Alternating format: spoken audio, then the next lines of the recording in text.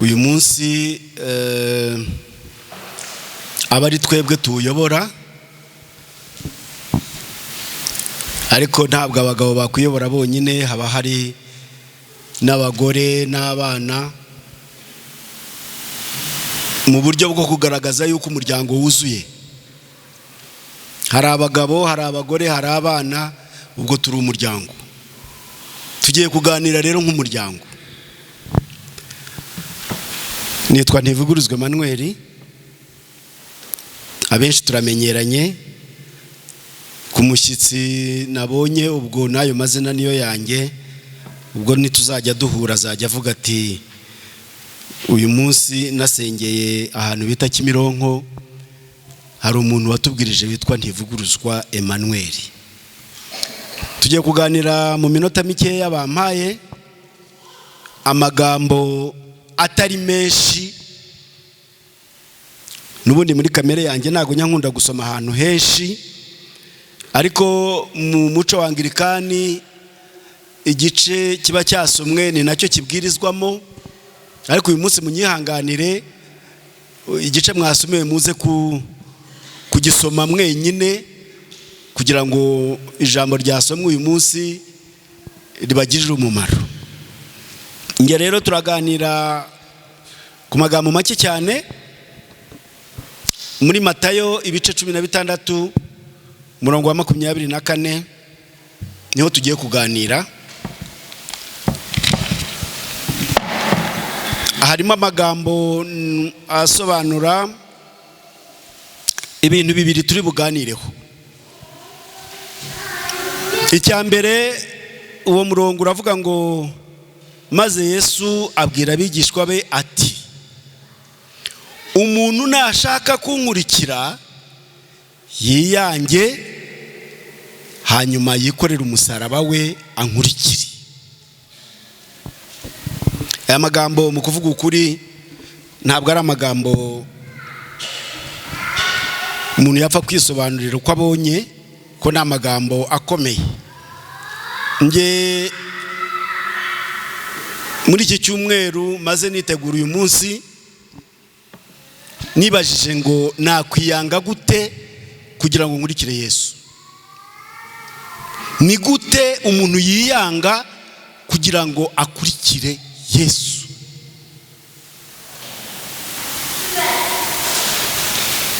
Iryo ni ijambo rimwe turi buganire. Irindi tugiye kuganira ni ukwikorera umusaraba. Kwikorera umusaraba wawe. Umusaraba kuwikorera. Noneho muri Mariko ibice 8 umurongo wa 34 nayo ni nkayo, ariko harimo akantu gatoya k'ubugororangingo Mariko yashyizemo. Aravuga ngo ahamagara abantu. Mwumve mbere nimujya musoma mujye musesengura. Yesu abwira muri Matayo hambere nabasomeye ngo abwira abigishwa be. Icyo gihe Yesu ari kumwe n'abigishwa be. Noneho muri Mariko we arasobanura ati ahamagara abantu n'abigishwa be. Hari abantu, hari n'abigishwa be, hiyongereyemo abandi bantu. Arababwira ati umuntu nashaka kunkurikira niyiyange, yikorera umusaraba we ankurikire. Ibyerekeranye n'umusaraba barabihuje, ariko guhamagara haje abantu, haza n'abigishwa. Noneho muri Luka ibice 9 umurongo wa 23 naho hari akandi kantu kiyongereyemo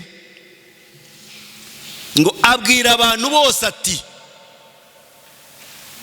Hari abajya basoma umurongo umwe nibarebe n'ukurikira cyangwa n'undi. Mbere yabwiye abigishwa be, uwabyumva yagira ngo we ntibimureba kuko atari umwigishwa wa Yesu. arangije muri Mariko avuga ahamagara abigishwa, ahamagara abantu bose ariko azana n'abigishwa. Muri Luka rero we yarasesenguraga cyane kubera n'urwego yari ariho,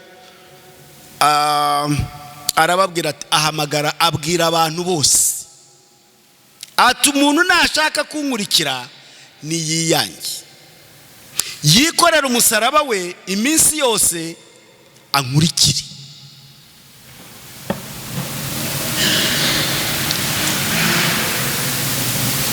Yongeyeho iminsi yose, ntabwo ari ku cyumweru gusa, ntabwo ari ku wa gatatu, avuze iminsi yose. Iminsi yose ushatse waba 7 igize icyumweru, ushatse waba 30, ushatse waba 365 igize umwaka, ariko aratubwiye ngo ikorere umusaraba wawe iminsi yose. Noneho rero reka dusesengure kwiyanga. Kwiyanga, nagerageje kureba ukuntu umuntu yiyanga, ndavuga ariko umuntu yiyanga ate mu by'ukuri? Se yakwiyima ibiryo? Ese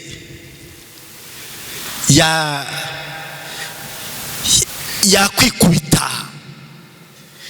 Wowe ugiye kwiyanga wabigenza ute?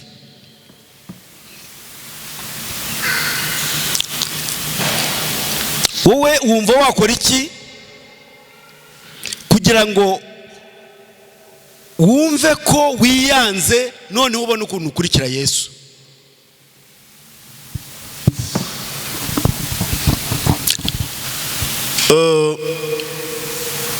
Kwiyanga mu bindi bice byo muri Bibiliya bagenda bagusobanurira ngo ijisho ryawe ry'iburyo niribugushuka uzajya urinogora urijugunye, byaruta yuko wakwinjira mu bwami bw'Imana ufite ijisho rimwe.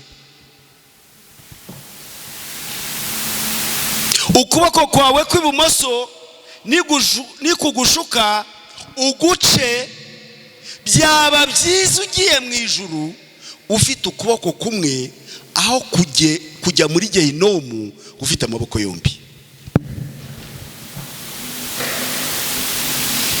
Erega burya iyo ibitekerezo byawe cyangwa umubiri cyangwa kamere ibyirarikira igusaba gukora, iyo uyihakaniye uri mu wiyanga.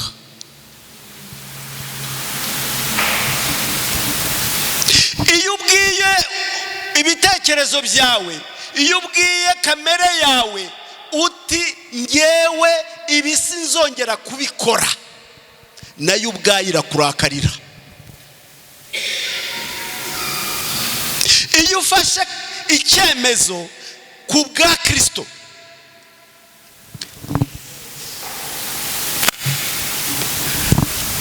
ibihugu biragerageza, leta ziragerageza, ingufu z'amategeko ziragerageza, ariko nta kindi kintu na kimwe gishobora gutuma umuntu ahinduka, agahinduka undi, akaba umuntu muzima uretse Kristo. Haleluya. Abantu barabafunga, babafungura, bakongera bagasubira mu byaha, bakabisubiza muri gereza. Ariko iyo umaze kubwira wowe ubwawe uti ntabwo nzongera kunywa inzoga, agatima kakareherahega, ukagira guteka ukakananira, uwo watangiye wowe ubwawe kwibabaza no kwiyanga kugira ngo ubone ko ushobora kugera kuri Kristo. Iyo ubwiye icyaha icyo ari cyo cyose, iyo ubwiye umutima wawe uti sinzongera gusambana ndihanye,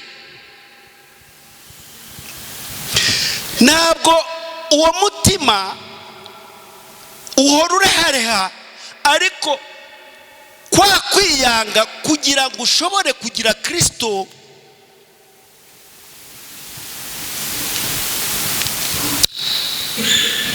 hahora hakuryaryata, ariko ukavuga uti no, ngomba kubabara, ngomba kureka, ngomba guhindukira, ngomba kubyanga kugira ngo nshobore kugira gute mbane Kristo amahoro. Haleluya. Kureka bya bintu umutima wawe uguhatira gukora. Iyo wicaye ahantu hashobora kuguha ruswa, ugafata icyemezo cyo gukurikira Kristo,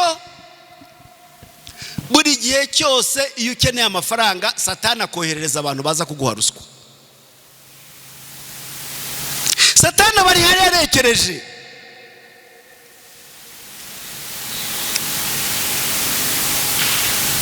Buriya mu buzima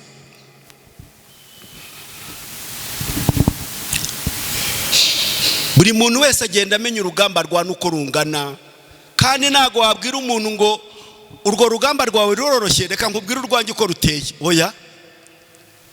Buriya umworozi wapfushije inka mu nka nyinshi 100 yaratunze, n'umukecuru agapfusha inkoko yateraga amagi, ntabwo umworozi yaza kumubwira ati inka yanjye y'imbyeyi yapfuye, wowe uceceka wapfushije inkoko. Oya. Buri wese agira agahinda ke. Inkoko yawe yakubabaje, nawe inka yawe yakubabaje, twese turababaye, kandi ntabwo wambwira yuko ari we wabaye cyane kuko ari inka wapfushije, ngiye napfushije inkoko. Oya. Urugamba urwana ni wowe uzi uko rumeze. Ntazagira umuntu ukubwira ko urugamba rwe rwo rukomeye kuruta rwawe. Haleluya. Ejo nasuye bene data abagiye ku rubuga, babonye ifoto Clarisse na Emmanuel, urugamba bamazemo imyaka 12 bategereje umwana. Ntago bari urugamba rworoshye. Wowe ushobora kuvuga utari ko ubundi utanabyaye hari ikintu byagutwara, kuko wewe wabyaye ntago uzi uburemere bwabyo, ntago wabimenye uwo mwanya. Ariko utarahuye, uwahuye nabyo ni ubuze urugamba rwana narwo.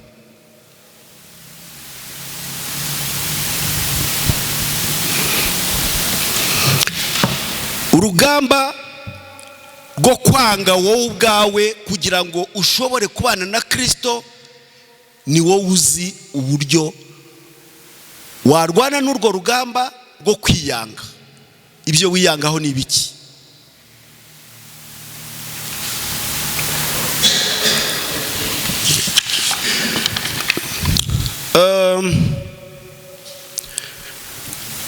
Hari abantu batatu bigoye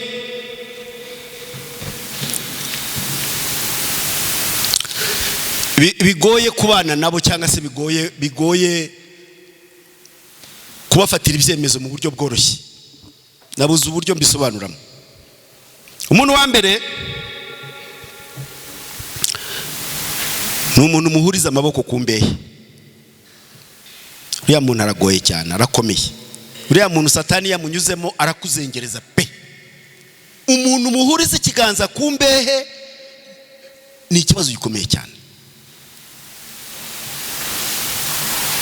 Abazi ibyo wariye, abazi ibyo ukunda. Yesu ajya kwitaba Imana, ajya gupfa, ajya ku musaraba, yabwiye inshuti ze, yabwiye abigishwa bari kumwe bati, uwo duhuriza ikiganza ku mbehe ni uwo nguwo uri bungambanire. Ntabwo umuntu ashobora guca ku wundi muntu wo hirya atanyuze ko muhuriza ikiganza ku mbehe. Umuntu muhurize ku kiganza ku mbehe abakuzi, abagufite no mu biganza bye. Ushobora kujya kwitsamura icyo wari ugiye kurya ugasanga cyahinduye ubushobozi bwo kuba cyakugiraho, aho kugira ngo kikuzanire amaproteine kikakuzanira ubumara bundi bushobora kukugirira nabi. Guhuriza ikiganza, umuntu muhuriza ikiganza ku mbehe ujye umusengera uko bwije uko bukeye. Undi muntu wa kabiri ukomeye cyane ugoye n'uwo musangiye amaraso, umuntu muhuje amaraso. Iyo Satani amugutumyeho biramworohera, kuko araza akakubwira amakuru yo kwa nyogosenge muhuriyeho, araza akakubwira amakuru y'amateka musangiye. Uburozi bwa Satani iyo ashaka kubukugezaho abunyuza kubo musangiye amateka, abunyuza kubo musangiye amakuru yose, abanyuza kubo musangiye ADN. Mperutse kuburana urubanza rw'umwana wishe nyina. Yari abafite ari babiri, umuhungu n'umukobwa. Umuhungu ajya amuyobya bwenge, amera nabi cyane. Umukecuru avuye gucuruza imineke ngo abatunge, yiriwe yirukanga ku gasozi n'agataro kugira ngo atunge abana be. Ageze mu rugo uwo muhungu aramwica.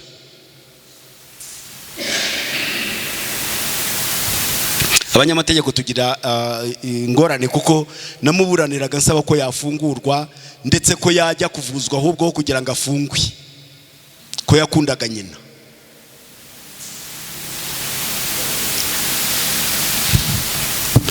Ariko umucamanza yandushije gushishoza, we yaramufunze, kandi umwana ntiyabihakanaga.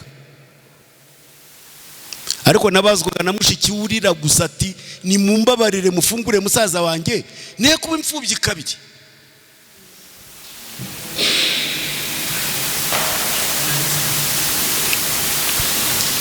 Umuntu musangiye amaraso kugira aho umuhungira ni ikintu gikomeye cyane. Yosefu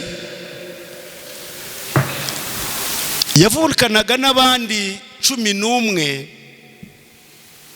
ariko kurota kwe kwatumye abo basangiye amaraso bamumerera nabi.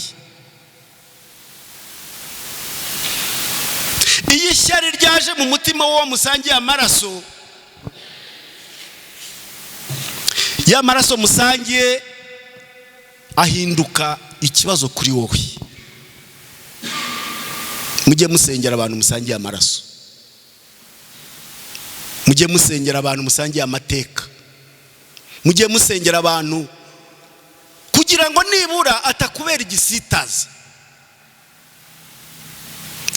Natangiye kubategura kugira ngo ninza kugera ku cyerekeranye no kwikorera umusaraba wawe, utangire wumve neza aho ngaho nagiye nyura. Uwo musangirira ku mbehe ushobora kukubera umusaraba, uwo musangiye amaraso ashobora kukubera umusaraba. Kwikorera umusaraba wawe ugakurikira Yesu. Rega kugenda mu nzira y'Imana ntabwo ari kugenda ahantu harambuye gutya gusa, harimo n'amahwa ajombana. Hari ukwikorera umusaraba, hari ukwiyanga, hari ukwikorera umusaraba kandi ukiyanga. Ni imvune ikomeye cyane. Ariko ntago kujya mu ijuru ngenge mbona ukuntu mirimbana kugira ngo umwaka utaha nzahindure intebe zo muri salo, nkarwana nabyo nkabika udufaranga aha, nkagabanya aha kugira ngo nzagire gute, nkagabanya ingendo nakoraga kugira ngo nzagire ku kintu ushaka. Ntago kugera mu ijuru ari ibintu wapfa kubona uko wiboneye kose. Mu ijuru biragusaba kwiyanga, biragusaba kwikorera umusaraba, biragusaba kuzagerayo warushye wabikoreye.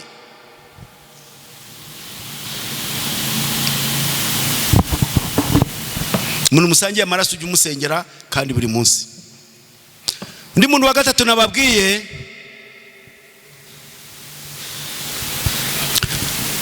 ni umuntu ugufiteho ububasha, ujye umusengera. Umuntu ushobora gutuma ati nimugende mwice Emmanuel, bakagenda bakamwica, uwo muntu ujye umusengera kandi buri munsi. Umuntu ushobora kugusanga ahura akaguterura akagutwara. Ejo bundi mperutse kwihana kwanga Trump. hari abantu bajya bavuga ngo ngewe ntago nangana ngo niki byose, nyamara induru uzavuga mu binyamakuru uwo muntu ukumvura mwanze rwose ntago mukunze.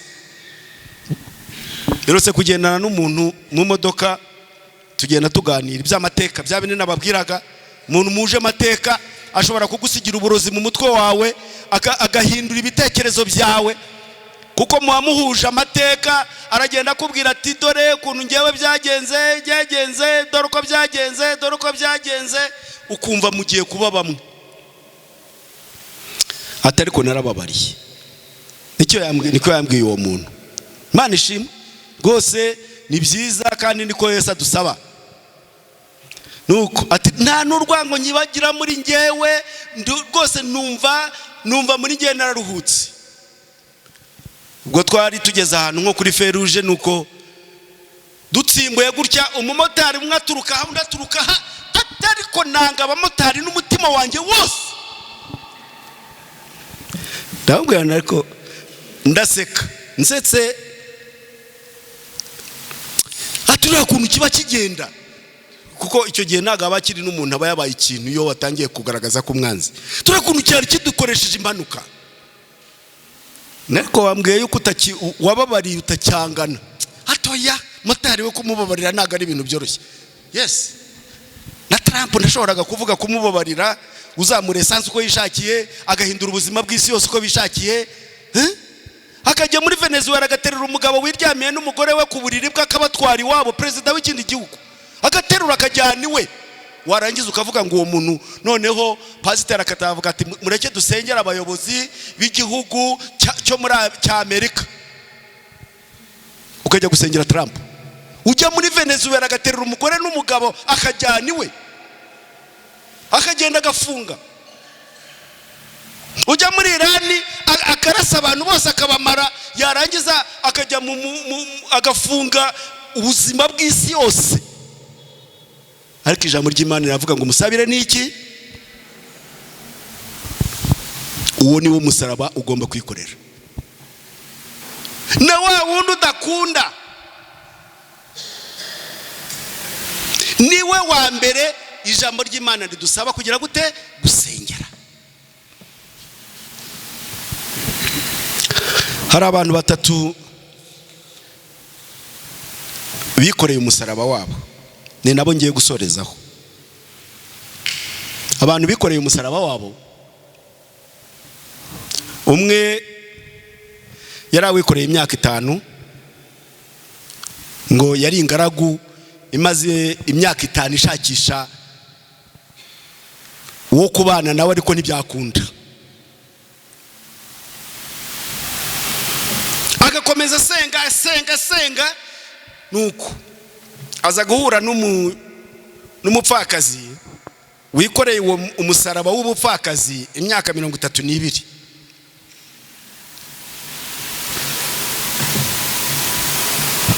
Ahura n'undi wa gatatu wari wikoreye umusaraba wo kutagira umwana imyaka 15. Baratangira bafatanya urugendo. Bageze ahantu basa nk'abatuye gatoya ku gasozi baraganira. Ngira ngo icyo ntari narababwiye nuko ndi umuhanzi w'amakinamico, buriya kuri radio Rwanda ngira amakinamico arenga 60. Amazina yanjye wenda abajyaga bayumva kera mwajyaga munyumva, bajyaga bakoresha amarushanwa mu gihugu cyose, ntago najyaga ndenga umwanya wa 3. Nko muri 2013 ni ngiye watsindiye igihembo cya mbere, bampa kwandika ikinamico z'umwaka wose, banyishyura miliyoni 18.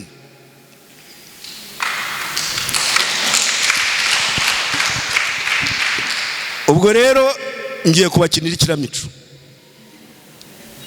Abantu batatu barikoze baragenda.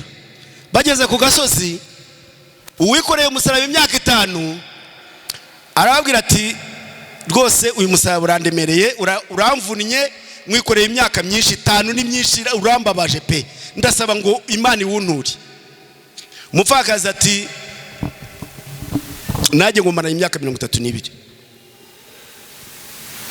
utarabyaye ati nkumaranye imyaka 15 kandi nta kivaho. Tugomba gukomeza rero tukawikorera kugeza igihe Imana izaduturira uyu mutwaro. Uwari umusore agira gutya kuko yari agifite imbaraga, arihuta cyane, asa nkaho abasize. Ageze imbere aravuga ati ariko uyu musaraba urimo kumvuna gutya kandi ko ari umusaraba n'uwundi dore nguriye. Uwakata hariya hepfo nkakata na hariya haruguru, nkakata na hariya nkasigarana agasaraba gatoya nkaka kandi mujya mubona na Pastor Maurice kakandi gatoya ka hano. Hanyuma uriya nkawurekera uriya musaza n'uriya mukecuru bagakomeza bakarwana niyabo, nanjye akanya nkakagabanya. Yumva z'ubwenge, aragakatara gaconga neza, asigarana agasaraba. Ni kari agasaraba nako nubwo kajya mu gatuza gusa katangana n'uriye, ariko kari agasaraba yikorera ko. Burya rero ari igihe ugenda ushaka wishakira ibisubizo, ugenda ushaka ibisubizo, wa musaraba wawe ukakugora, ugaca ku ruhande ugashaka ukuntu wagenda ukemura ibibazo. Baragenda, umusaza n'umukecuru barakomeza barwana n'imisaraba yabo, barakomeza bararwana. Noneho wa wundi wawugabanyije arushaho kwihuta kuko yari akiri na mutoya. Baza kugera rero ahantu, kubera ko yari yabasize ageze ahantu, asanga hari ahantu agomba kwambuka harehare, hari mwakagezi gaciyemo hagati. Ahageze aricara yibaza uko agiye kubigenza, arasutama ategereza babandi.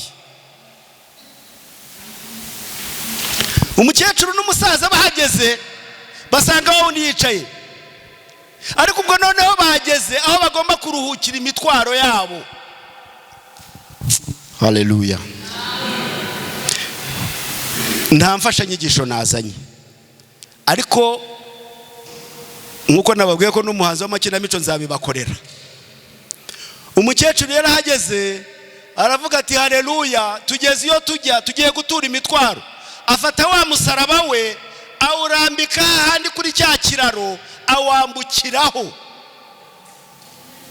Ibibazo byacu tubyambukiraho tujya aho dusezeranijwe kugera. Iyo utagiye ubigabagabanya, iyo utagiye wishakira inzira, iyo utagiye uca hirya no hino kugira ngo ushobore koroherwa n'uwo mutwaro wikoreye.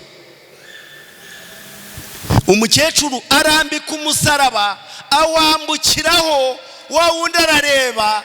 Umukecuru agera hakurya, umusaraba umanuka ugwa muri wa mugezi, urawutwara. Imitwaro iragenda kuko yambutse. Umusaza araza arambura umusaraba, biba bingana, awambukiraho nta mpungenge. Arangije afata hakurya, umusaraba ugwa mu mugezi, urawutwara. Umwana ati nimuniza nambuke, ati reka da, ntabwo dufite umusaraba w'urubyiruko, ntabwo dufite umusaraba w'abasore, twagendanye uw'abasaza batashoboye kubona umwana, twagendanye umusaraba w'umukecuru wibanye imyaka 32 wenyine mu nzu yirya akimara, ntabwo twagendanye umusaraba w'abashaka abagore n'abagabo.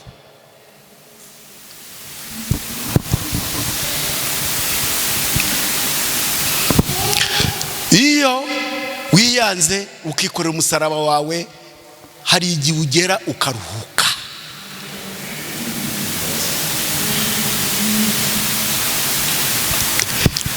Mwari muzi ko iyo utarihana ngo umaramaze, umutima wawe uhora urarikira ibyaha Satani yaguterereje, uhora ukurikirana wumva ushakisha. Iyo ubwiye umuntu unywa inzoga ukamubwira niba ashobora kumara umunsi umwe atazinywe, yakubwira ko bidashoboka.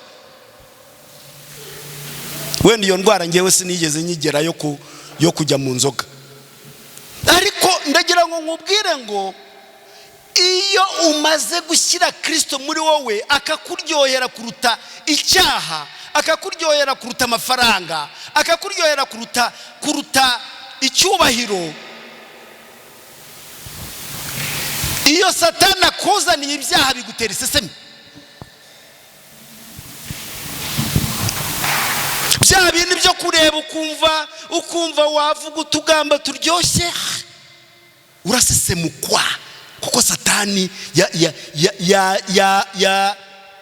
yamwaye.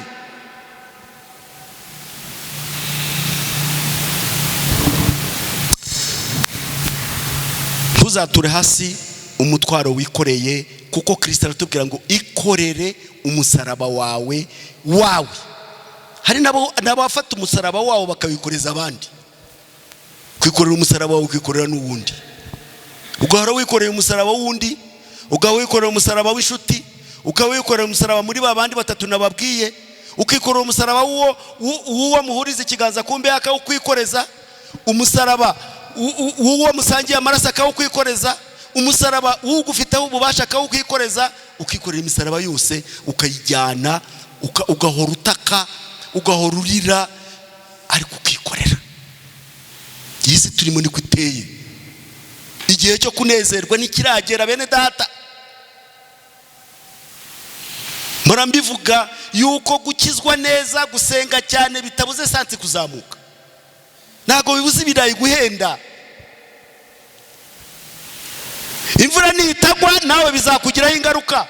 Izuba niriva ryinshi ntago bizavuga ngo nuko wowe usengera muri Anglikani Kimironko. Oya, iyo ni imisaraba tugomba kwikorera kandi tukayikorera neza kugira ngo tuzayigeza aho tujya. Uwiteka abaho umugisha.